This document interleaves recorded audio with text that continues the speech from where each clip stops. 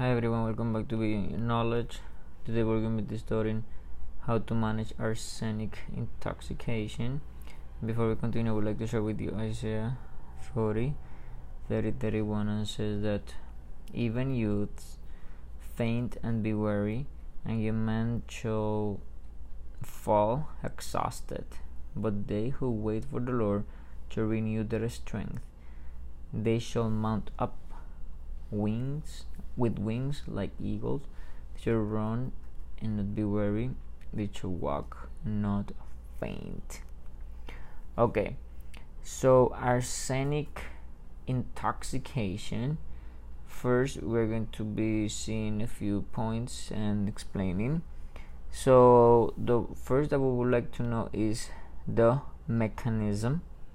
Okay, so we're going to see the mechanism. Also, we're going to see the sources. Okay, so where it's come from, the manifestations,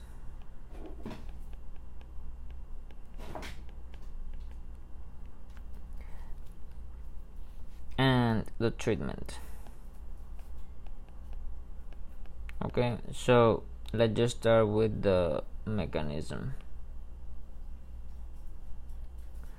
So during the mechanism, it is the arsenic so binds to the sulfhydryl groups. So it's going to bind to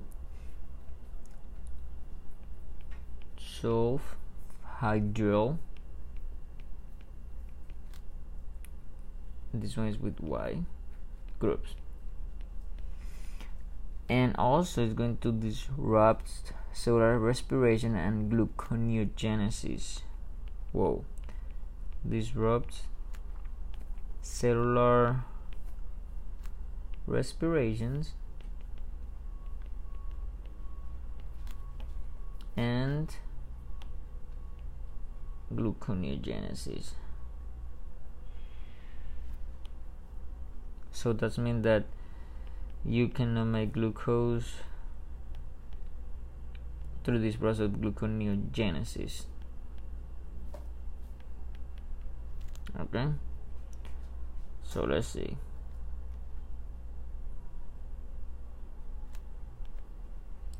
So now we are going to see the sources. So where we can find it. So we can find it in the pesticides, also, or insecticides,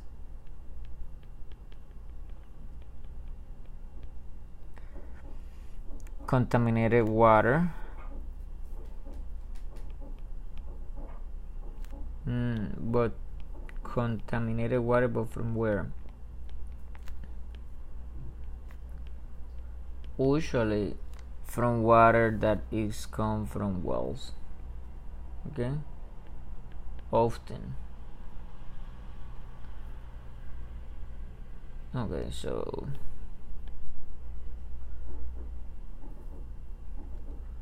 yeah, so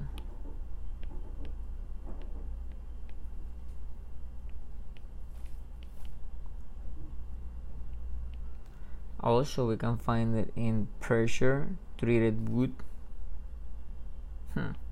Wow.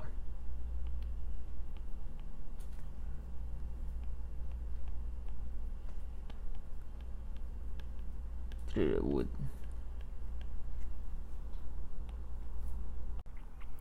So now we're going to see the manifestations, and so in the manifestation, how does the patient is going to present? So could be acute or chronic. In the acute, the patient is going to have garlic breath. Okay, the patient is going to have vomiting and watery diarrhea.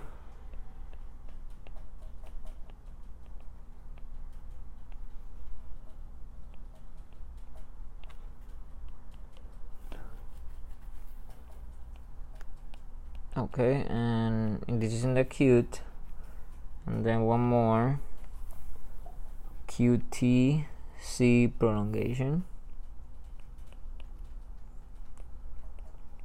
This is in the AKG. Okay, so I will show you a picture of the QT prolongation first, the normal. So this is the AKG here, on both are AKG, but this side is the normal.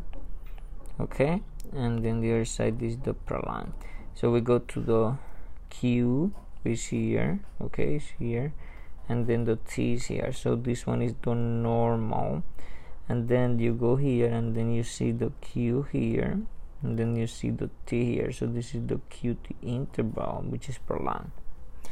This one is going to be affected in the patient, manifested in the patient that has arsenic poisoning. Okay, so now the treatment, how we can treat this patient. Okay, so let's just see it. For the treatment, we can give a drug. This is called dimercaprol. Okay, so let me, okay,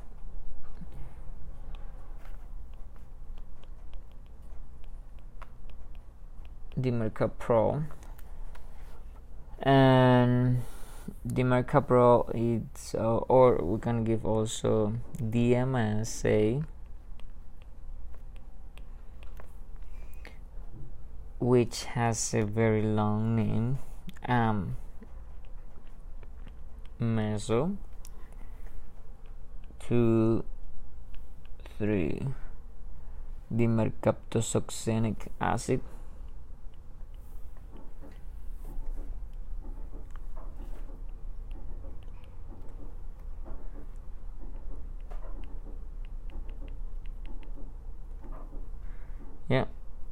Yeah, it should be all together here. Succinic. Succinic. Okay, here we go. Acid. Okay, Succinir.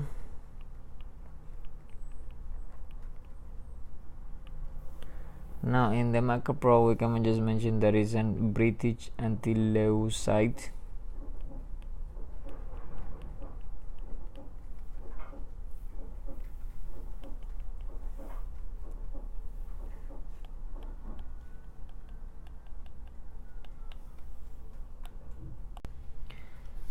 Okay, so now I'm going to give some more details about arsenic. Okay, so I will do it here in this new slide. So probably asking, so what is the smelling of the arsenic? So arsenic is odorless. Okay, so also is tasteless, so you don't taste it, doesn't taste anything, which is dangerous, because if you cannot smell, so how can you identify if anything have it? So for example, if you buy any of those pressure through the wood, so you cannot smell it, but has it, could be exceed the possibility. Also,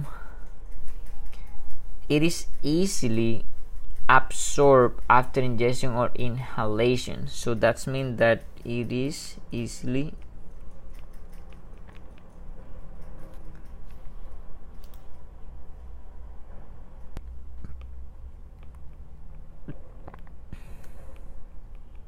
because there are two ways that you can get it. So or inhale, okay, after inhalation, or after ingestion, so you can if you eat it or something. Okay, so it's easily absorbed.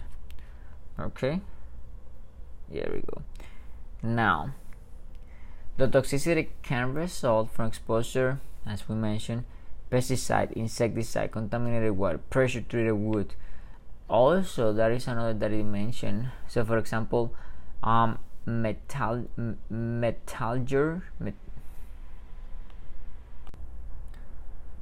So you can find it all the different places. I mentioned some of those in addition to those. So metallurgy. So yeah, metallurgy basically it is a branch of science and technology concerned with the properties of metals, just like the word says, metal, and the production and purification. Okay, so if any person works in any of those factories, so if any person work with that, so can see that. Okay, in metallurgy. Also, you can find it in mining. Okay,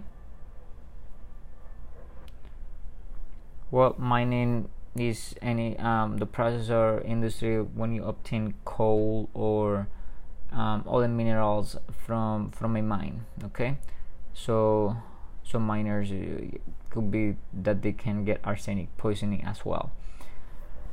Well, also also you can in those that glass making. Okay, yeah, I think it's a big group, glass making. Now, what's going on with arsenic? Remember that binds, we mentioned here in the here, that binds to sulfhydryl groups. Okay, so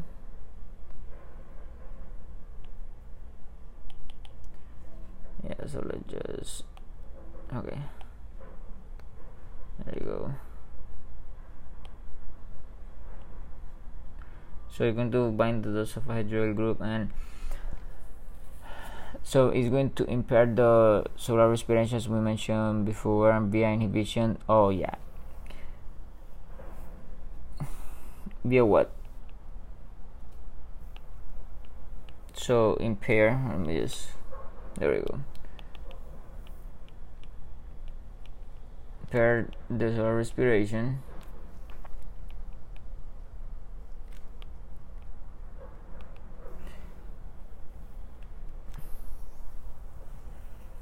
via inhibition of pyruvate dehydrogenase.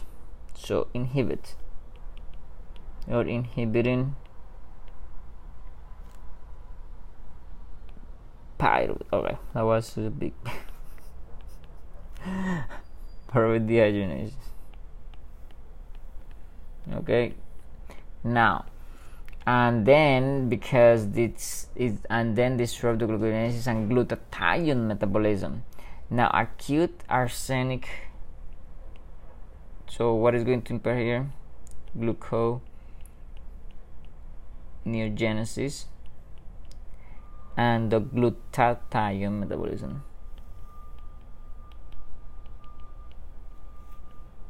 Now this acute arsenic poisoning affects most organ and system, so like the abdominal, so like the abdomen, so and then the patient can get abdominal pain. Also patient can present with vomiting, so the patient can present with diarrhea. Oh, but diarrhea, which is small diarrhea or water diarrhea? So watery diarrhea.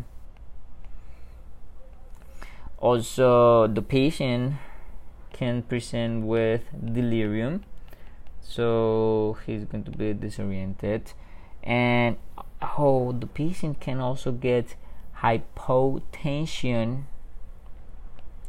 for the dehydration. Okay, so basically, and if you remember, as we mentioned before, that is going to be affecting the respiration of the cells, also going to be dehydrated. So and then if the patient get the QT prolongation, as we mentioned here, so this is dangerous because they can progress to life-threatening, and then it can lead to dorsalis de pointes. And so I will show you a picture of the dorsalis de pointes. Yeah, so this is how dorsalis de pointes looks like. So you see everything is like, Yeah, that is the point. And this is life-threatening. Now, the garlic odors we mentioned before is often noted on in patient's breath or stools. Okay, so this garlic odor, so we can see in patient with in their breath on the stools. Okay, now let's just talk a little bit more about the treatment. So we mentioned that was the Mecapro,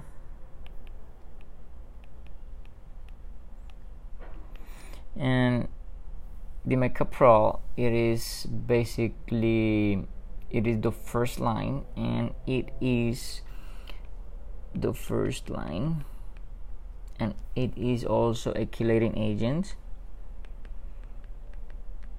Okay,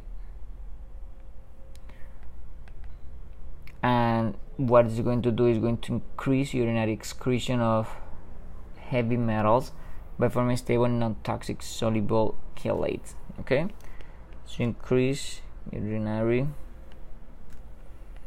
excretion of heavy metals.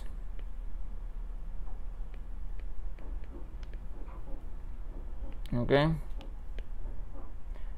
let's see. Now, the sulfhydryl group of the mecapryl combines with the arsenic and displaces arsenic ions from the sulfhydryl group, because the arsenic is there, of the enzymes involved in cellular respirations.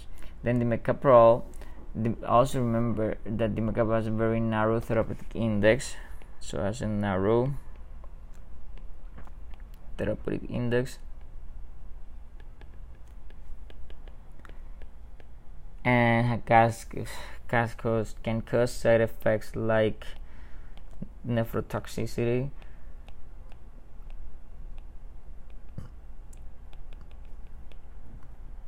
hypertension.